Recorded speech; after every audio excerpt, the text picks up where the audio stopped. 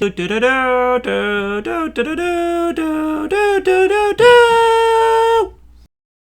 welcome everyone. This is my first attempt at actually making a video here for you, and we'll see how it goes. So let's get started. So what we're going to look at today is balancing all different types of reaction equations. So in grade 10 you would have done this, so this should be mainly review for you right now. I'm going to be using my little tablet here, which I'm not very good at, so you'll have to bear with me. Hopefully you have these notes already printed off and you can just follow along and fill it in as we go. Apologies in advance if I don't use my tablet very well, because I'm not very good at it. So this would be section 11.1 in your textbook, which you may or may not have with you even, I don't know. But we're talking about chemical reactions. So a chemical reaction involves the formation of a new substance or substances with new and different properties. So you might remember in grade 9 and grade 10 we talked about the difference between physical and chemical reactions, and the big thing for chemical reactions was that you created new substance or substances. So that's the key part here. You may also remember from grade 10 that chemical reactions can be represented in 3 different methods. So number 1 is by a word equation. So we could actually write in a word equation here. So let's see, I'm going to try to use blue. And where does my pen show up? Perfect. So let's say something like methane plus oxygen. And some of you may know what that's going to give us. That'll give us carbon dioxide, and water. And some of these things may be coming back to you, these plus signs and that arrow. So a word equation, just like it sounds, uses words. A skeleton equation, it just says here the words are replaced by formulas. So we'll just stick with the same one. So methane, instead of writing methane now, if you remember the formula, it's CH4. That's one of those molecular compounds that you're supposed to know. And I'll just write this little G here. You may or may not know what that means. Plus oxygen. Oxygen is diatomic, so it's O2. And that, I'll also write a little G here. We've got an arrow, and then carbon dioxide. Carbon dioxide, there's my prefix for a molecular compound. It's CO2, and we'll put a G here as well. Plus water, which is H2O, and this is also G. I don't know whether we talked about what those G's stand for or not, but you can maybe guess here that G stands for gas. So we can write a word equation, we can write a skeleton equation. Let's go to our next page here. We can also write it as a balanced equation. And a balanced equation is where the reactants and products contain equal numbers of atoms of each element. So this is the part where we had to balance reactions last year. So I'm just going to stick with that same formula that we used on the previous slide. So CH4 plus O2. We've got our arrow here, gives us CO2 plus H2O. So now when we talk about balanced equations, we want to have equal numbers of atoms in each element, or on each side of a reaction. So reactants, remember, are over on the left side here. Products are over on the right-hand side. So let's take a look. We've got 1 carbon on the reactant side, 1 carbon on the product side. We've got 4 hydrogen. We only have 2 hydrogen. We have 2 oxygen. We have 3 oxygen over here. So right now, this is not a balanced equation. This is just a skeleton equation. Now, the important thing when we are balancing, which hopefully you remember from grade 10, is when we balance, and I'm just going to write this because it's important, I'm going to write it as an extra note here. When balancing, only change coefficients. Now, some of you might be saying, what the heck is a coefficient?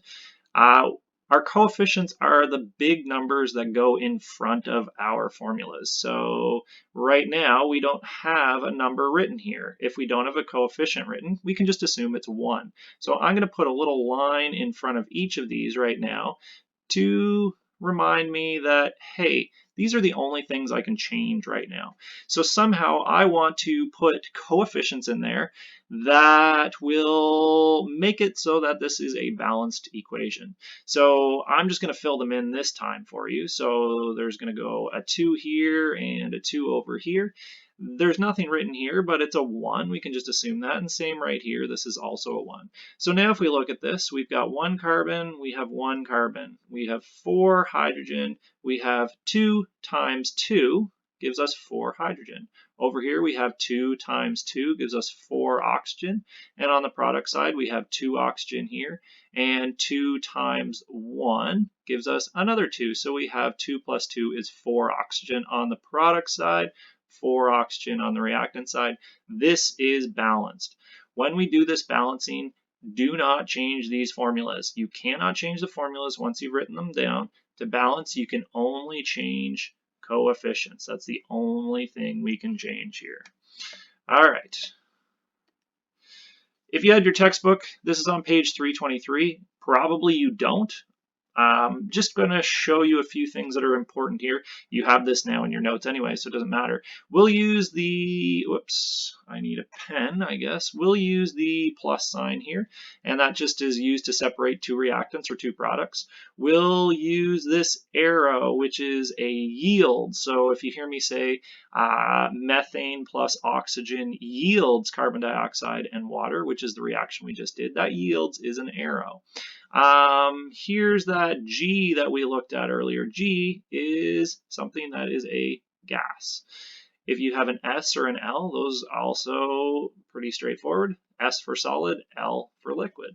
AQ, this is an important one, which is new to you, is the substance is dissolved in water. We'll talk a bit more about that later on. And some of these other ones we are not concerned about, so we don't have to worry about that.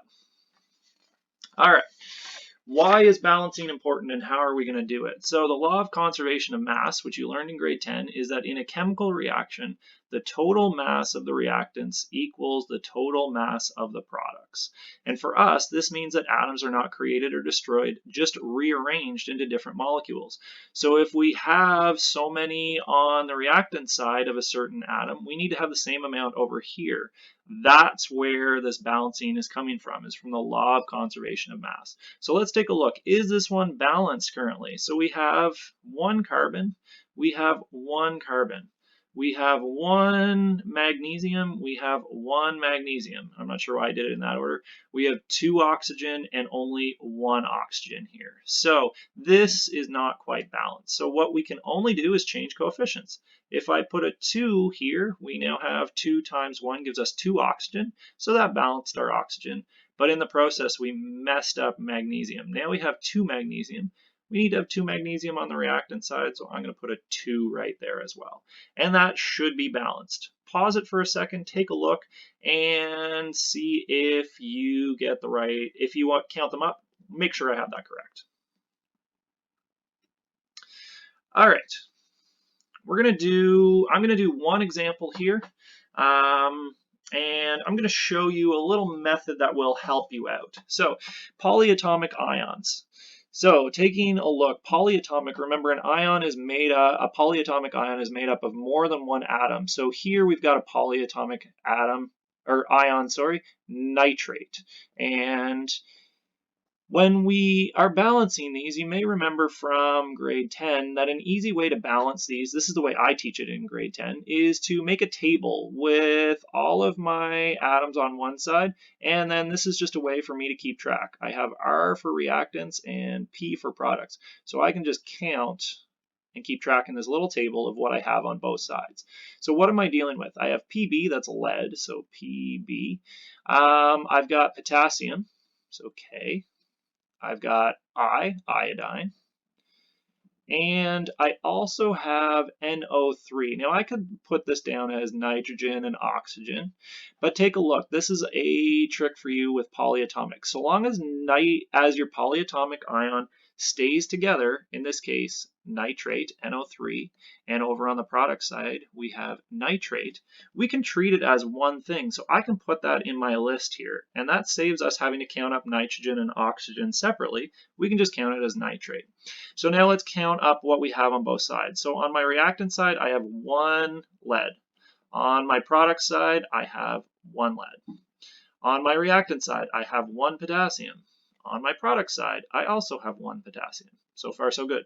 Iodine, 1 on the reactant side, 2 on the product side. So we know we're not balanced at this point. Nitrate. Okay, how many nitrate do I have here? Since it's in brackets and there's a 2 outside, I have 2 nitrates. Over here, I don't have any brackets, so I know I only have 1 nitrate.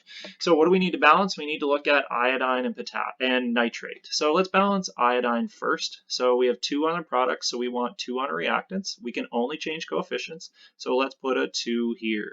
So now we have 2 times 1 gives me 2 potassium. In the process, though, that also gave me 2, or sorry, we had 2 iodine, but in the process, that gives me 2 potassium. So even though we now have iodine balanced, we don't have potassium balanced. So let's go ahead and balance potassium now. So we have 2 over here. In order to have 2 on the product side, let's put a coefficient of 2. So that gives me 2 potassium. Take a look though, this 2 also applies to the nitrate. So now how many nitrate ions do we have? We have 2. Okay, so I believe if we take a look at this one, everything should be balanced. So we have 1 lead, 2 potassium, 2 iodine, 2 nitrate on both sides. We are all balanced. You go ahead and try to balance this one using nitrogen and oxygen separately. You're going to find we'll get the same answer, but it may be more difficult because you're going to end up counting up 2 nitrogen, 6 oxygen on both sides, and those numbers can just get a little bit confusing. I just want to quickly take a look at the second example here. It's actually, I believe, already balanced. So if you take a look at it, we've got 1 hydrogen here, 1 here, for a total of 2 on the reactants, 2 on the products. 1 chlorine, 1 chlorine, 1 potassium, or sorry, 1 sodium, 1 sodium, 1 oxygen, 1 oxygen. This is already balanced. We don't have to do anything to it. However, one thing, the reason why it's here under polyatomic ions is if you take a look, what polyatomic ions do we have here? We have hydroxide. Does that show up over here on the product side? Well, in fact, it actually does. H2O can also be written as HOH. And if you take a look then, we have hydroxide and we have hydrogen. If you were to make a table, you could actually count up, hey, I have 1 hydroxide ion and 1 hydroxide ion. I have 1 hydrogen and 1 hydrogen over here. So this one actually will work as well. Let's see here. I think I can somehow figure out how to do this. Get down below. We're working it now. Here we go. Okay, last example here, combustion example. I just zoomed in here in case you're following along. Combustion, these are the hardest ones. You might remember them from grade 10. This, and we'll talk about reaction types later on. This is called a hydrocarbon. Hydrogen, carbon, hydrocarbon. We've got hydrocarbon and oxygen as reactants, and our products are carbon dioxide and water. Actually, that first example I was giving you with methane and oxygen gave you yield, carbon dioxide, and water was the same type of reaction, combustion. These ones are usually the hardest ones to balance. So let's take a look. Let's count up. What do we have? We have carbon, hydrogen, and oxygen. I'm just making my T-chart here. So over here we have on our reactant side, we've got, let's fill that line out, products. Let's count them up. On the reactant side, we have 2 carbon, we have 6 hydrogen, and 2 oxygen. On the product side, 1 carbon, 2 hydrogen, and when we count the oxygen, make sure you get them in both places here, 2 and 1 for a total of 3. Okay, so nothing's balanced right now. Let's just tackle the first one in line here, carbon. We have 2 on the reactant side. To get 2 on the product side, we can put a coefficient of 2 here. So there we go. That also changes oxygen though. Now we have 2 times 2 is 4, plus an additional one here is 5 oxygen. Let's balance hydrogen now. 6 on the reactant side to get 6 on the product side. 2 times 3 gives us the 6 hydrogen we need. Changing that, 3 times 1 gives me 3 oxygen here, and 2 times 2 is 4, so 3 plus 4 is actually now 7.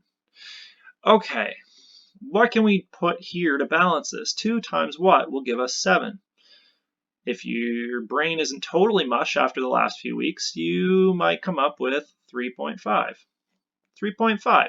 3.5 times 2 gives me 7.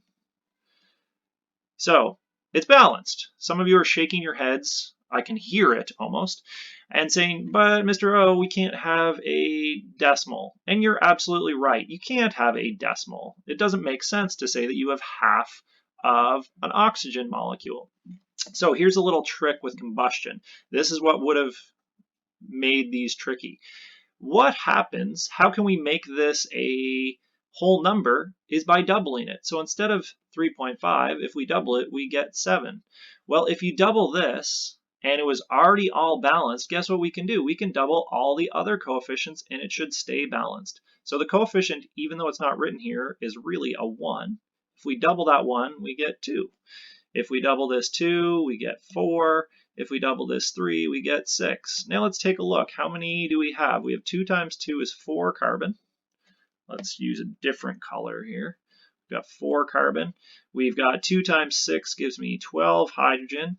And 7 times 2 is 14 oxygen. Over on the product side, we have 4 times 1 gives me 4 carbon. Hydrogen, we have 6 times 2, which is 12. So far, so good. And 4 times 2 is 8.